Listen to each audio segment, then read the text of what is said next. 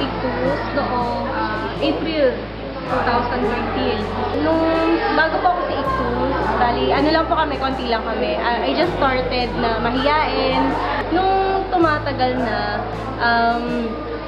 kumikilos na kasi si Lord andun na yung pagbabago na nagaganap, yung binabago ka niya, yung pati yung social life mo. Ngayon, pagkalipas ng 2 taon na sa Ictus, yun, meron na akong madaming ministries. Binago ako ng ugat, na mas nakilala ko siya, mas naipalapit ako sa kanya. After a year, nagkaroon na ako ng ministry.